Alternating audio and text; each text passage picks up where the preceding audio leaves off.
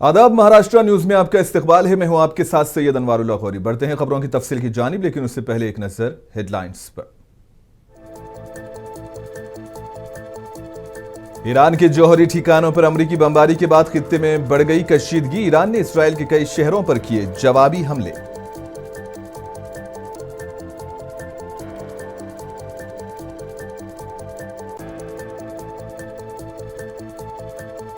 वजीर आजम नरेंद्र मोदी ने आज ईरान के सदर मसूद पेज़ेशकियान से की बात। ईरान इसराइल कशीदगी में इजाफे पर किया तशवीश का इजहार।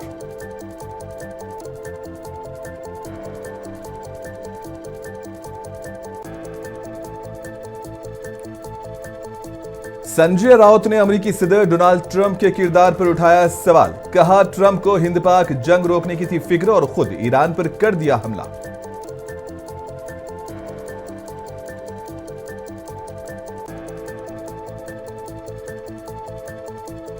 अमेरिकी पॉलिसी सिर्फ इस्राएली हुकूमत के जराइम पर पर्दा डालने की है कोशिश। गाजा पर नहीं है कर रहा कोई बात, ओवैसी का शदीद रद्द-ए-अमल।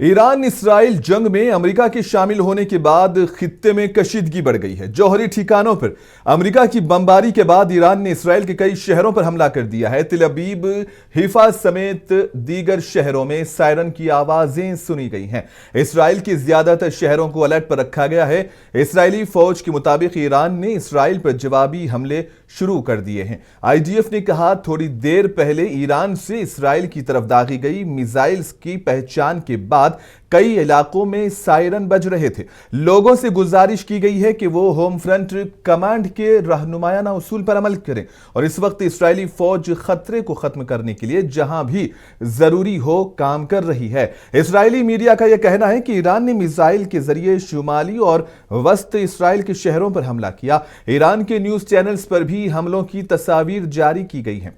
वाज़ेह है कि गुज़िश्ता रात अमेरिका ने ईरान में 3 जौहरी तनसीबात पर हमले किए, जिनमें फर्डो, नातंज और इस्फहान शामिल हैं। और अमेरिकी सदर डोनाल्ड ट्रंप ने ईरान पर अमेरिका की जानिब से किए गए हमलों के बाद कौम से खिताब किया, जिसमें उन्होंने ईरान को खबरदार किया कि अब या तो अमन कायम होगा या ईरान के लिए एक ऐसा सानहा होगा जो गुज़िश्ता 8 दिनों से बहुत बड़ा होगा। इसी दौरान अक़वाम मुत्तहिदा में ईरान के सफीर ने अमेरिका के जरिए ईरान के 3 जौहरी ठिकानों पर हमला करने के मामले में सलामती कौंसिल की हंगामी मीटिंग बुलाने की अपील की है।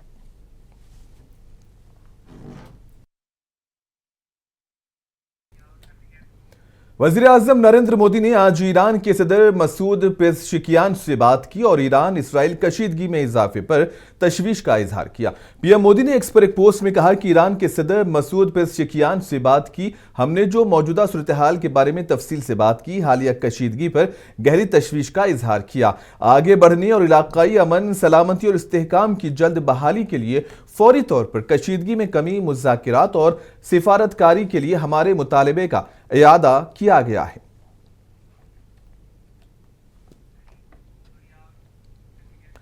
शिवसेना यूबीटी के लीडर संजय राउत ने ईरान इसराइल तनाज़े में अमेरिकी सदर डोनाल्ड ट्रंप के किरदार पर सवाल उठाया। इन्होंने कहा कि अगर ईरान इसराइल तनाज़ा जारी था तो अमेरिकी सदर ट्रंप को मुदाखलत की जरूरत क्यों महसूस हुई। वो खुद इसमें शामिल हो गए और ईरान पर हमले का भी हुक्म दिया। जब हिंदुस्तान और पाकिस्तान के दरमियान कशीदगी थी तो अमेरिकी सदर ट्रंप ने जंग रोकने का सहरा अपने सर लिया।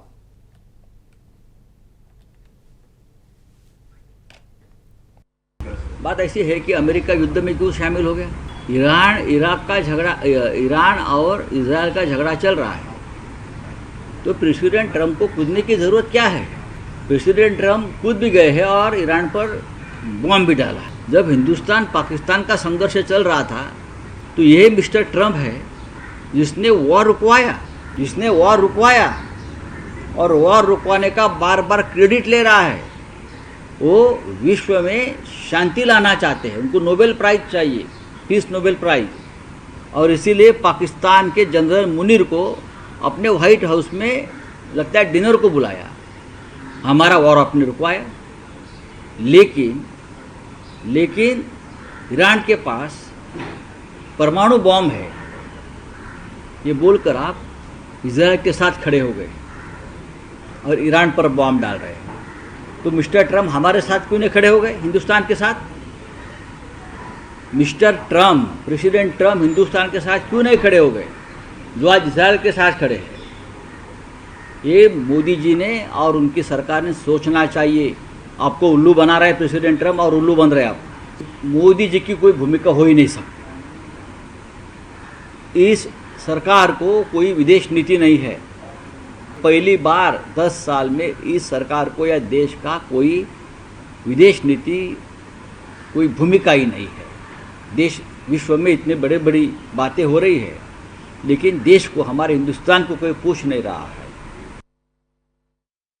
ऑल इंडिया मजलिस इत्तेहादुल मुस्लिमीन के सदर बैरिस्टर असदुद्दीन ओवैसी ने इसराइल के वजीर आजम नेतन्याहू को शदीद तनकीद का निशाना बनाया। इन्होंने कहा कि नेतन्याहू फलस्तीनियों का कातिल है। ओवैसी ने अमेरिका पर भी इल्जामात आयद करते हुए कहा कि अमेरिका की पॉलिसी सिर्फ इसराइली हुकूमत के जराइम पर पर्दा डालने की कोशिश है। गाजा में जो कुछ हो रहा है वो मुकम्मल नस्लकुशी है और कोई इस पर बात नहीं कर रहा। इन्होंने सवाल उठाया कि क्यों नहीं पूछता कि इसराइल के पास कितने जौहरी हथियार हैं। The history will be changed for bad, because if a war erupts, which all likelihood looks like that, then this man he was butchered Palestinians. He has no right to talk about history. There is a international criminal court, international court of justice warrant is pending against this person, who happens to be the Prime Minister of Israel, and he is doing ethnic cleansing of Palestinians in Gaza and in West Bank. So the better he talks about history, but history will remember him as butcher of Palestinians. You know, we are building the Chabar port in Iran. We are going to operate it for 20 years. That is, through that port, we'll be entering into other parts of Afghanistan. We have historic relationship with Iran. We have a strategic relationship with US also. I hope that our government would condemn this unilateral bombing of US, which is violation of international law, which is violation of UN Charter. It is violation of NPT, and I hope that the government will will condemn this bombing of this Iranian nuclear plants which has happened today. You had bombed Iraq in 1981. Israelis have bombed it. And Saddam was very near building becoming a nuclear weapon state.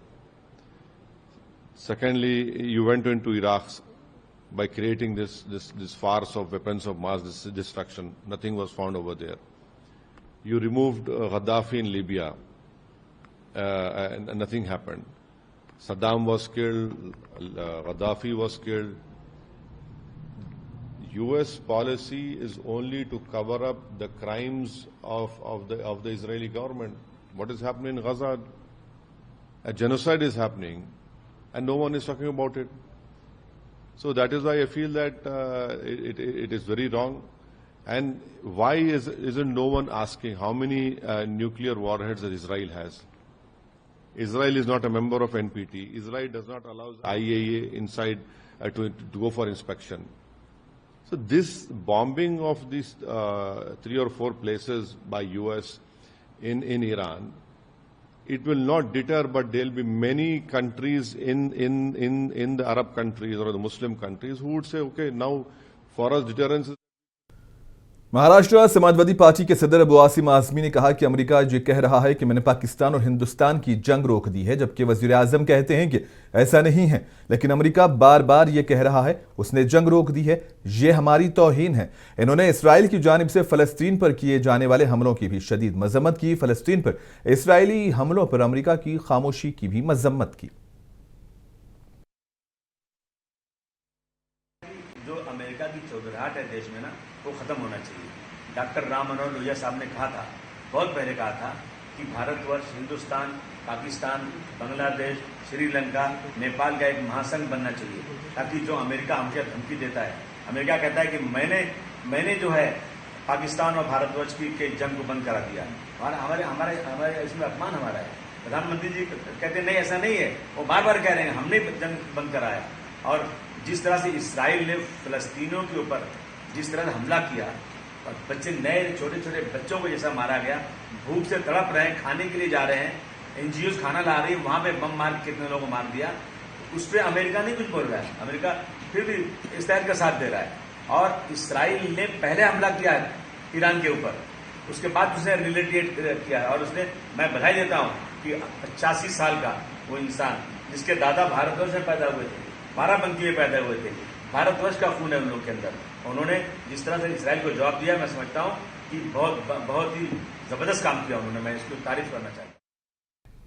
Shiv Sena UBT के रुकने parliament Priyanka Chaturvedi ने Iran की जौहरी तनसीबात पर हालिया हमलों पर America और Israel पर शदीद तनकीद की है। प्रियंका चतुर्वेदी ने तंज करते हुए कहा कि अमेरिका के अवाम ने सदर ट्रंप को वोट दिया, लेकिन नेतन्याहू को अपना बॉस बना लिया है।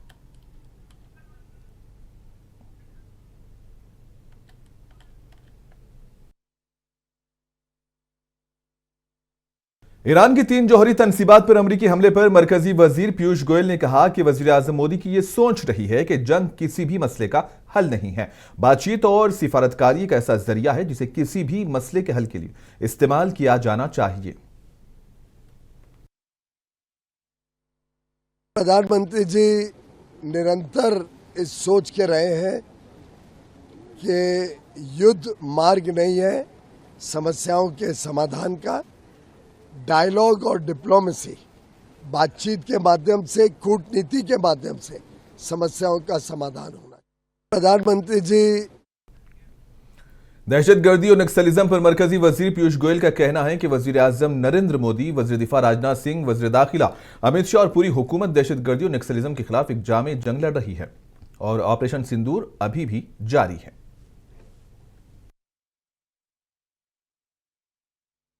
प्रधानमंत्री नरेंद्र मोदी जी, रक्षा मंत्री राजनाथ सिंह जी, गृह मंत्री अमित शाह जी प्रतिबद्ध हैं और मोदी सरकार पूरी तरीके से प्रतिबद्ध है आतंकवाद और नक्सलवाद के खिलाफ पूरी जंग लड़ने के लिए। कोई भी व्यक्ति अगर भारत की तरफ आंख उठा के देखेगा तो मुंह तोड़ जवाब मिलेगा। ऑपरेशन सिंदूर अभी चालू है और मैं समझता हूं कि जो हमारे मरकजी वजीर पीयूष गोयल ने मुंबई के कांदीवली एरिया में जनता दरबार मुनक्किद किया। इस मौके पर इन्होंने अवामी मसाइल की समाअत की। अवाम ने उनको दरपेश मसाइल पेश किए। इस मौके पर इन्होंने मीडिया से भी बातचीत की।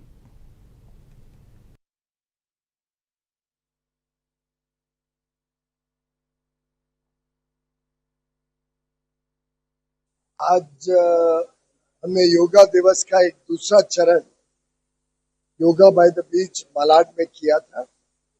बहुत अच्छा पब्लिक का रिस्पांस था।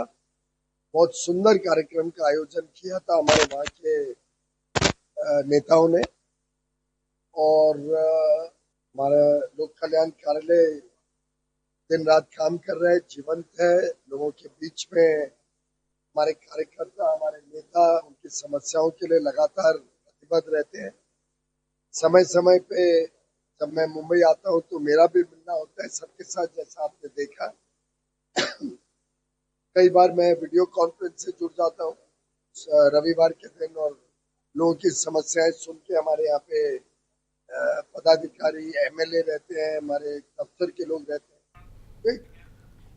महाराष्ट्र के नायब वजीर आला एकनाथ शिंदे ने कारगिल द्रास में सरहद शौर्यथॉन को झंडी दिखाई। इस मौके पर एकनाथ शिंदे ने कहा कि कारगिल विजय दिवस के मौके पर सरहद शौर्यथॉन का इनेकाद किया गया है। इसमें शौर्यथॉन में हिस्सा लेने वाले तमाम शुरका को मुबारकबाद पेश करता हूं और मैं उन तमाम फौजियों को खिराज अकीदत पेश करता हूं जिन्होंने अपनी जानें गंवाई हैं।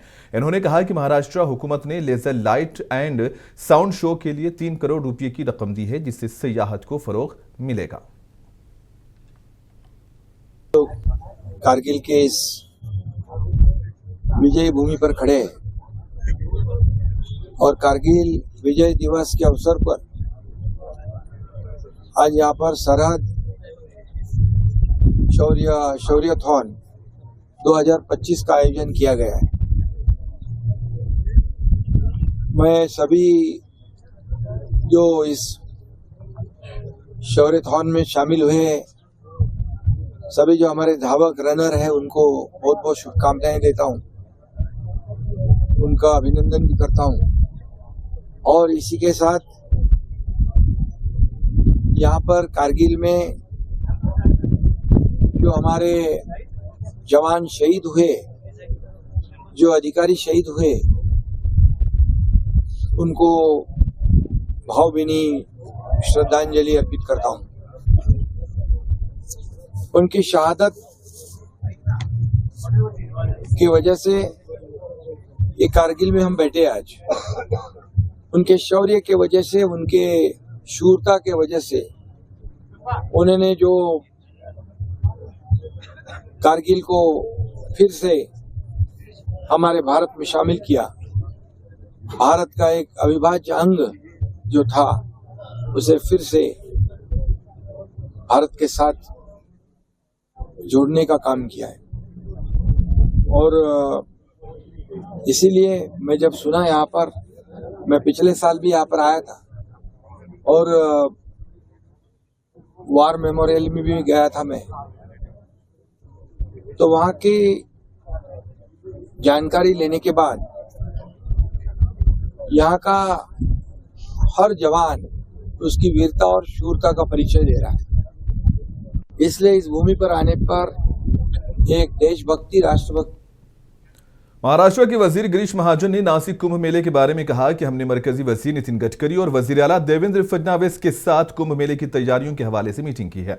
इन्होंने कहा कि इस बार 3 से 4 गुना ज्यादा लोग आएंगे और इसके लिए हमें बड़े पैमाने पर कौमी शाहराहों की मनसूबाबंदी करने की जरूरत है। इस पर 3,700 करोड़ रुपये खर्च होंगे और 2-3 माह में काम का आगाज हो जाएगा।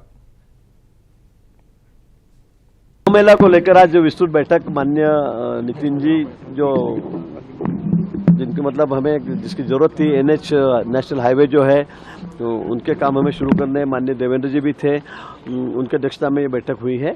दोनों के बहुत सारे काम थे। अभी कुंभ मेला पास में आ रहा है, आपको पता है पिछले समय से 12 साल पहले जो कुंभ हुआ था, उससे भी 3 गुना 4 गुना ज़्यादा भीड़ या मतलब जो भक्तगण है वो वहाँ पर आएंगे और इसलिए बहुत अच्छा नियोजन हमें करना है, बड़ा नियोजन भी हमें करना है। इसी को लेकर जो NH है, नेशनल हाईवे जो है आसपास के, उनको हमें जो 4 पट्टी करना है, 6 पट्टी करना है, मतलब उनको बढ़ाना है हमें।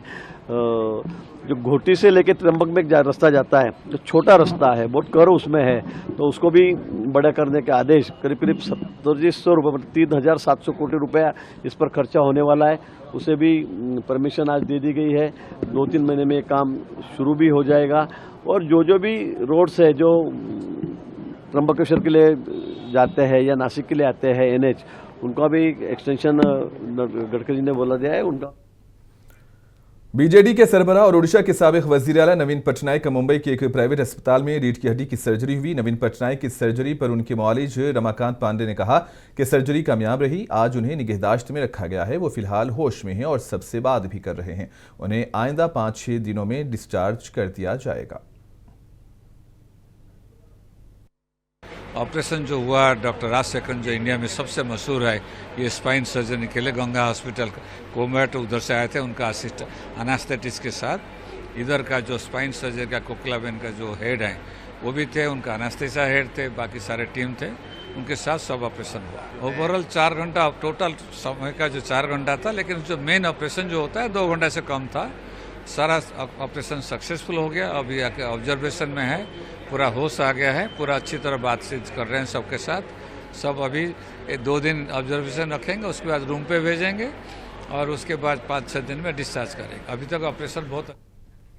महाराष्ट्र के वजीर आला देवेंद्र फडणवीस ने नागपुर में डिविजनल स्पोर्ट्स कॉम्प्लेक्स में होने वाली chief minister cup under 15 national wrestling championship का इफ्तिताह किया। यह पहला मौका है कि नागपुर में इस उम्र के ग्रुप के लिए कौमी सतह का रेसलिंग इवेंट मुनाकिद किया जा रहा है। हिंदुस्तान भर की 25 रियासतों से तकरीबन 750 नौजवान पहलवानान मुकाबलों में हिस्सा ले रहे हैं। सीनियर्स भी अच्छा परफॉर्म कर रहे हैं, लेकिन जो यहां पर एक बात संजय कुमार सिंह जी ने कही है कि अंतर्राष्ट्रीय स्तर पर बच्चों को तो मेडल्स मिल रहे हैं, लेकिन जो युवा खिलाड़ी है, हमारे जो सीनियर खिलाड़ी है, उनको कहीं ना कहीं जिस प्रकार से अंतर्राष्ट्रीय स्तर पर मेडल्स और रिकॉग्निशन मिलना चाहिए वो नहीं मिल पा रहा। तो मैं हमारे रामदास तड़स जी को और महाराष्ट्र की पूरी टीम को निवेदन करना चाहता हूं कि आप लोग इस पर गौर करे। राज्य सरकार की ओर से हमारे खिलाड़ियों के प्रशिक्षण के लिए, उनकी खुराक के लिए, उनके फिजियो के लिए जिस जिस प्रकार से आपको मदद की आवश्यकता है, राज्य सरकार वो मदद देगी। और हम लोगों ने ये तय करना चाहिए कि आने वाले ओलंपिक में खाशाबा जाधव जी के बाद कुश्ती का मेडल ये महाराष्ट्र से हम लोग फिर एक बार प्राप्त करें। एमएनएस ने एक बार फिर रियासत में हिंदी के जबरन थोपने के खिलाफ दादर में बैनर लगाए हैं। एमएनएस का कहना है कि हुकूमत महाराष्ट्र में गैर मुकीम अफराद पर मराठी को मुसल्लत करने के बजाय वो मराठी लोगों पर हिंदी मुसल्लत कर रही है और रियासती हुकूमत ने तमाम काले बैनर्स और उनकी मवाद पर एतराज किया है।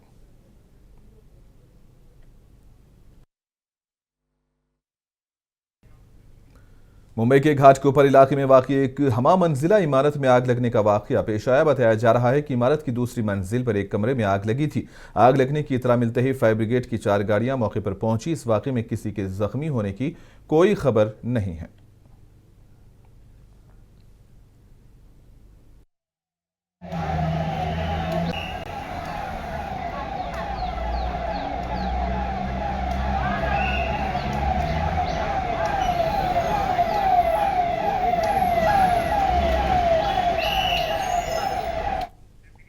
और इसी के साथ ही खबरों का सिलसिला यहीं पर इख्तिताम पजीर होता है। दीजिए इजाजत, आदाब।